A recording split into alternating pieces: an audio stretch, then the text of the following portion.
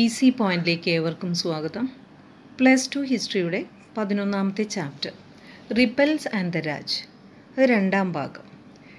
ഇപ്പോൾ ഒരു ചോദ്യം, there are differing views about revolt in the pictures drawn by people. ആളുകൾ വരച്ച ചിത്രത്തിൽ നിന്ന് കലാപത്തെക്കുറിച്ച് വ്യത്യസ്ത കാഴ്ചപ്പാടുകളാണ് ലഭിക്കുന്നത്. In light of this statement describe how the revolt was presented in British pictures. ഇപ്പോൾ ബ്രിട്ടീഷുകാർ അവരുടെ പിക്ചറിൽ വരച്ച രീതി അവരുടെ പ്രവൃത്തികളെ ന്യായീകരിക്കുന്ന രീതിയിലായിരിക്കും. ഇന്ത്യൻ ചിത്രങ്ങൾ അത് ഇന്ത്യയുടെ കാഴ്ചപ്പാടായിരിക്കും. അപ്പോൾ അതിനെക്കുറിച്ച് ഒന്ന് എങ്ങനെയാണ് ബ്രിട്ടീഷ് പിക്ചറിലെ ഈ കലാപത്തെക്കുറിച്ച് 1857 കലാപത്തെക്കുറിച്ച് അവതരിപ്പിച്ചിരിക്കുന്നത് എന്ന് വിവരിക്കുക. ഇത് ചോദിക്കാം, അല്ലെങ്കിൽ മറ്റൊരു രീതിയിൽ ഇന്ത്യൻ കാഴ്ചപ്പാടിൽ അതെങ്ങനെയാണെന്നും ചോദിക്കാം. In the British picture there are differing views, അതായത് വ്യത്യസ്ത കാഴ്ചപ്പാട്. തീർച്ചയായിട്ടും നമുക്കത് മനസ്സിലാക്കാം, അവരുടെ ഭാഗം ന്യായീകരിക്കുന്ന രീതിയിലുള്ള കാഴ്ചപ്പാടായിരിക്കും. In fact the revolt was often pictured in such a way as to get public opinion in their favour. അവർക്ക് അനുകൂലമായി ലഭിക്കുന്ന തരത്തിലാണ് കലാപം അവർ ചിത്രീകരിച്ചിരിക്കുന്നത്. They praise the British leaders who save the British and suppress the rebels. അതായത് British ഭരണം ബ്രിട്ടീഷുകാരെ രക്ഷിക്കുകയും അതുപോലെ തന്നെ ഇന്ത്യക്കാരായ വിപ്ലവകാരിയെ അല്ലെങ്കിൽ റിബൽസിനെ, വിമതരെ അടിച്ചമർത്തുകയും ചെയ്യുന്നവരെ പ്രശംസിക്കുന്ന രീതിയിലുള്ള പിക്ചേഴ്സാണ് അവർ വരച്ചിട്ടുള്ളത്. അതിനൊരു ഉദാഹരണമാണ് റിലീഫ് ഓഫ് ലക്നൗ എന്ന് പറയുന്ന ചിത്രം. അത് തോമസ് ജോൺസ് ബാക്കറാണത് വരച്ചത്. അദ്ദേഹത്തിൻ്റെ ചിത്രത്തിൽ അങ്ങനെയാണ് കാണിച്ചിട്ടുള്ളത്. When the rebels attack Lucknow, the commissioner Henry Lawrence along with some Christians took refuge in the residency protected by fortress. അതായത് വലിയൊരു കോട്ടകളാൽ സംരക്ഷിക്കപ്പെട്ടുള്ള ഒരു വലിയ റെസിഡൻസി ഉണ്ടായിരുന്നു, ഒരു ബ്രിട്ടീഷുകാരുടെ ബിൽഡിംഗ് ഉണ്ടായിരുന്നു. ആ ബിൽഡിങ്ങിലെ വിമതരായ ആളുകളിൽ നിന്ന് രക്ഷപ്പെടാനായിട്ട് കമ്മീഷണർ ഹെൻറി ലോറൻസും ചില ക്രിസ്ത്യൻ മിഷണറിമാരും അവരതിൽ അഭയം തേടിയിട്ടുണ്ടായിരുന്നു. ലോറൻസിനെ വിപ്ലവകാരികൾ 1857 വിപ്ലവകാരികൾ വധിക്കുകയും but colonel Inglis save the residence from the rebels. എന്നാൽ ലോറൻസ് വധിക്കപ്പെട്ടു, കേണൽ ഇംഗ്ലിങ്സ് വിമതരിൽ നിന്ന് റെസിഡൻസ് നശിച്ചു പോകാതെ റെസിഡൻസിനെ സംരക്ഷിച്ചു. In the meantime the British army under James Outram and Henry Havelock suppress the rebellion. ഇതിനിടയിൽ ജെയിംസ് ഓട്രോമും ഹെൻറി ഹാവ്ലോക്കിൻ്റെ നേതൃത്വത്തിലുള്ള ബ്രിട്ടീഷ് സൈന്യം എത്തുകയും ഈ വിപ്ലവകാരിയെ വിമതരെ അടിച്ചമർത്തുകയും ചെയ്തു. Soon Colin Campbell, who was the new commander of the army of British, came with an army and released all those who had shelter in the residency. അപ്പോൾ മൂന്നാമത് മറ്റൊരു നായകൻ അവിടെ എത്തുകയാണ്, കോളിൻ കാമ്പൽ. ബ്രിട്ടീഷ് സൈന്യത്തിൻ്റെ കമാൻഡറാണ് അദ്ദേഹം സൈന്യവുമായി എത്തി റെസിഡൻസിയിൽ പെട്ടുപോയ ക്രിസ്ത്യൻസിനെയും മറ്റുള്ളവരെ അഭയം പ്രാപിച്ചവരെയൊക്കെ ഈ വിപ്ലവകാരിയിൽ നിന്ന് രക്ഷിക്കുകയും വിട്ടയക്കുകയും ചെയ്തു. ഇത് ബ്രിട്ടീഷ് ഡിസ്ക്രിപ്ഷൻസ്, ആ ചിത്രത്തിൽ കാണിച്ചിരിക്കുന്ന കാര്യങ്ങളാണ് ഈ പറഞ്ഞത്. ഇതിൽ this is shown as an example of heroic defence by the British. അതായത് ബ്രിട്ടീഷുകാർ ഇങ്ങനെയുള്ള ഒരു പ്രതിരോധം വിമതർക്കെതിരെ നടത്തിയത് വലിയൊരു ഹീറോയിസമായിട്ടാണ് കാണിച്ചിട്ടുള്ളത്. By the British and how they fought against the rebellion. ഇത് അവർക്ക് എങ്ങനെയാണ് അവരത്രയും ശക്തമായി പോരാടിയത് എന്ന് പ്രശംസിച്ചിട്ടാണ് ആ പിക്ചറിൽ അത് കാണിച്ചിട്ടുള്ളത്. അതുപോലെ പിക്ചറിൽ ഈ വീരനായ ഭാർക്കറിൻ്റെ ചിത്രം വരച്ചിട്ടുണ്ട്. അദ്ദേഹത്തിൻ്റെ എൻട്രി, ആ കലാപഭൂമിയിലേക്ക് അദ്ദേഹം വരുന്ന ആ സീനും കൂടി ആ പിക്ചറിലുണ്ട്.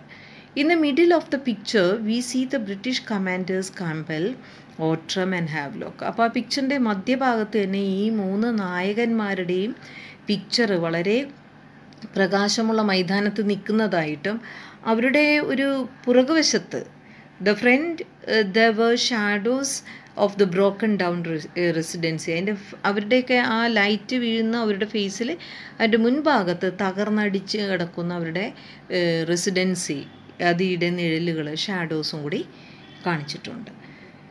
In front of there are wounded and dying people as a proof of sacrifices the British made for in defending their empire. അവരുടെ ബ്രിട്ടീഷുകാർ തങ്ങളുടെ സാമ്രാജ്യം നിലനിർത്താൻ വേണ്ടി അവരുടെ ജീവൻ കൊടുത്ത് ത്യാഗം ചെയ്തത് എന്ന് കാണിക്കാൻ വേണ്ടി മരിച്ചു കിടക്കുന്ന ആളുകളുടെയും മുറിവേറ്റ് കിടക്കുന്ന ആളുകളുടെയും പിക്ചർ വരച്ചിട്ടുണ്ട്. There are also pictures in triumphant horse indicating the re-establishment of British authority. അതുപോലെ തന്നെ വിജയകരമായി കുതിര, അവളുടെ ചിത്രങ്ങളും വരച്ചു വെച്ചിട്ടുണ്ട്. അതായത് റിബൽസിനെ, വിമതരെ അടിച്ചമർത്തി ബ്രിട്ടീഷിൻ്റെ സാമ്രാജ്യം സ്ഥാപിച്ചതിൻ്റെ ഒരു പ്രതീകമായിട്ടാണ് അത് കാണിക്കുന്നത്. ഈ പിക്ചേഴ്സ് അവരത് കാണിക്കുന്നത് increase the self confidence of the British. ഇത് ബ്രിട്ടീഷുകാരുടെ ആത്മവിശ്വാസം വർദ്ധിപ്പിക്കുവാനും ഇനിയും ഇതുപോലെയുള്ള കലാപങ്ങൾ അടിച്ചമർത്താനും വേണ്ടിയാണ് അങ്ങനെയുള്ള പിക്ചേഴ്സ് കാണിക്കുന്നത്. They also gave them the feeling that the revolt had ended. അതായത് റിവോൾട്ട് അവിടെ തീർന്നു. And the British had been triumphant, അതായത് വിജയിച്ചു, അവരാണ് വിജയിച്ചത് എന്ന് വരുത്താനുള്ള രീതിയിലാണ് പിക്ചേഴ്സ്. ഇനി അതുപോലെ തന്നെ ഇതിൽ മറ്റൊരു ചോദ്യം ചോദിക്കാൻ സാധ്യതയുള്ളത്, art, literature and imageries have helped in keeping alive the memory of 1857. അപ്പോൾ പല സ്ഥലങ്ങളിലും ഗാലറികളിലും ആർട്ട് ഗാലറികളിലും ഒക്കെ പിക്ചേഴ്സും അല്ലെങ്കിൽ ചരിത്രത്തിലെ ഗ്രന്ഥങ്ങളിലൊക്കെ പുസ്തകങ്ങളിലൊക്കെ കാണുന്ന പിക്ചേഴ്സ് പലപ്പോഴും 1857 ഒരു ആ ഓർമ്മകൾ നമുക്ക് നൽകുന്നു. Justify the statement in the context of Indian nationalism. അപ്പോൾ ഇത് ബ്രിട്ടീഷുകാരുടെ കണ്ണിലൂടെ നമ്മളത് കണ്ടു. കഴിഞ്ഞ ചോദ്യത്തിൻ്റെ രീതി അതായിരുന്നു. ഇത് ഇന്ത്യൻ നാഷണലിസം, ഇന്ത്യൻ ദേശീയത, അതിൻ്റെ പശ്ചാത്തലത്തിൽ ഇതൊന്ന് വിവരിക്കുക. അപ്പം അത് ലീഡേഴ്സ്, ഇപ്പോൾ നമ്മളുടെ ആൻസറിൽ നമ്മൾ പറയേണ്ടത് art and literature as such much as the writing of history. ചരിത്രത്തിൽ വളരെ ശക്തമായി 1857 കുറിച്ച് പറഞ്ഞിട്ടുണ്ട്. And help in keeping alive the memory of 1857. അത് വായിക്കുമ്പോൾ നമുക്കത് വളരെയധികം ഓർമ്മകൾ നമുക്ക് ഉണ്ടാക്കുന്നു. The leaders of the revolt were presented as heroic figure leading the country to battle. ഇപ്പം അതിൽ വിമതർ എന്ന് പറയുന്ന റിബൽസ് എന്ന് പറയുന്ന ആളുകൾ ഇന്ത്യൻ ദേശീയത എടുത്തു പറയുകയാണെങ്കിൽ അത് നയിക്കുന്ന ആളുകൾ, ആ കലാപം നയിച്ച ആളുകൾക്ക് ഹീറോയിക് ഫിഗറാണ് നൽകിയിരിക്കുന്നത്. കലാപത്തിൻ്റെ നേതാക്കൾക്ക് എല്ലാവർക്കും വീരപുരുഷന്മാരെന്ന സ്ഥാനം ആണ് നൽകിയിരിക്കുന്നത്. അതുപോലെ സാമ്രാജ്യത്വ ഭരണം അടിച്ചമർത്തുവാനായിട്ട് നീതിയുക്തമായ രോക്ഷത്തിലേക്ക് ജനങ്ങളെ പ്രേരിപ്പിക്കുവാനായിട്ട് ഇങ്ങനെയുള്ള പുസ്തകങ്ങളും ഗ്രന്ഥങ്ങളും പിക്ചറുകളൊക്കെ സഹായിച്ചു. അപ്പോൾ ഈ ഒപ്രസീവ് റൂൾ എന്ന് പറഞ്ഞാൽ അവരുടെ മോശമായ നമ്മളെ ഭാരതീയരെയൊക്കെ അടിച്ചമർത്തുന്ന റൂൾ, അതിൽ നിന്നൊക്കെ മോചനം ലഭിക്കുവാൻ വേണ്ടി ആളുകളെ പ്രേരിപ്പിക്കുകയും ചെയ്തു. അതുപോലെ ഒരുപാട് പോയംസ്, പിക്ചേഴ്സ്, റാണി ഝാൻസി റാണിയുടെ പിക്ചേഴ്സ്, ഇതെല്ലാം തന്നെ വളരെ ഇൻസ്പയറിംഗ് ആണ് പിന്നീടുള്ള തലമുറയ്ക്ക്. Heroic poems were written about the valor of the queen who with a sword in one hand and the rein of her horse in the other fought for the freedom of her motherland. വളരെയധികം ഒരു മനോഹരമായൊരു picture, അത് കാണുമ്പോൾ തന്നെ ദേശഭക്തി തോന്നുന്ന രീതിയിലുള്ള ഒരു പിക്ചറാണ് ഝാൻസി റാണിയുടേത്. ഒരു കയ്യിൽ വാളും മറുവശത്ത് കുതിരയുടെ കടിഞ്ഞാണം, തലയും എന്നാണ് ഇവിടെ എഴുതിയിരിക്കുന്നത് കേട്ടോ. അപ്പോൾ അവിടെ ആ ഒരു കടിഞ്ഞാണം ഉപയോഗിച്ച് മാതൃരാജ്യത്തിൻ്റെ സ്വാതന്ത്ര്യത്തിനായി പോരാടിയ രാജ്ഞിയുടെ ആ വീര്യത്തെക്കുറിച്ച് ഒരുപാട് വീരകവിതകളാണ് എഴുതിയിട്ടുള്ളത്. അതുപോലെ Rani of Jhansi was represented as the masculine figure. ഒരു വളരെയധികം ധീരനായി പോരാടുന്ന ഒരു പുരുഷത്വം നിറഞ്ഞ ഒരു രീതിയിലാണ് പിക്ചേഴ്സ് കാണിച്ചിട്ടുള്ളത്.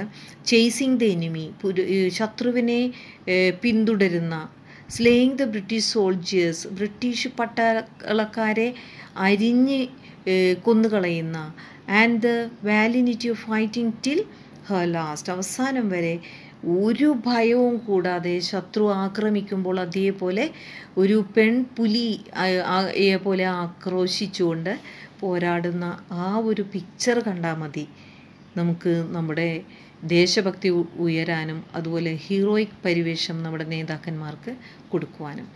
In popular prints, Rani Lakshmi Bai was usually portrayed in the battle armor with a sword in her hand and riding a horse, a symbol of the determination to resist injustice and alien rule. ആ ഒരു picture മാത്രം കണ്ടാൽ മതി ജനപ്രിയ പ്രിൻറ്റുകളിലൊക്കെ കാണിക്കുന്ന Rani Lakshmi ബായിയുടെ picture വളരെ പടച്ചട്ടയൊക്കെ അണിഞ്ഞിട്ട് കയ്യിലൊരു വാളും ഉയർത്തിപ്പിടിച്ച് കുതിരപ്പുറത്തിരുന്ന് അനീതിയെയും അന്യ ഗ്രഹം എന്നാണ് ഉദ്ദേശിച്ചിരിക്കുന്നത് കേട്ടോ. ഇവിടെ ഏലിയൻ എന്ന് പറഞ്ഞാൽ ഫോറിൻ എന്നാണ് അർത്ഥം. അത് ഗൂഗിൾ ട്രാൻസ്ലേറ്റ് ചെയ്യുമ്പോൾ ഇങ്ങനെ വരുന്നതാണ്. അപ്പോൾ നിങ്ങൾ അനീതിയെയും വിദേശ ഭരണത്തെയും എന്ന് എഴുതിയാൽ മതി. അതൊന്നും കറക്റ്റ് ചെയ്യാനുള്ള സമയം എനിക്ക് കിട്ടിയില്ല. അതൊക്കെ ചെറുക്കാനുള്ള ഒരു ദൃഢ നിശ്ചയത്തിൻ്റെ പ്രതീകമാണ് കാണിച്ചിട്ടുള്ളത്. അപ്പോൾ ഇത് വളരെ ഇമ്പോർട്ടൻ്റ് ആണ്. അപ്പോൾ ഇത് കൂടെ പഠിക്കുക. ഇത്രയുമേ ഞാൻ ഇതിൽ നിന്ന് ഇടുന്നുള്ളൂ. അപ്പോൾ ഇനി അടുത്തത് ഇമ്പോർട്ടൻറ്റ് ക്വസ്റ്റ്യൻസ് ഉടനെ തന്നെ അപ്ലോഡ് ചെയ്യുന്നതാണ്. Thank you.